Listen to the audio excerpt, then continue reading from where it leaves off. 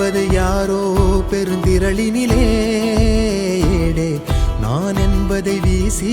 எழுந்தேனே மனமே தான் என்பது போகும் பெருங்கணத்தினிலே கூவி வாவென்றொரு வாழ்க்கை சிறு குரலாய் அருளாய் பேச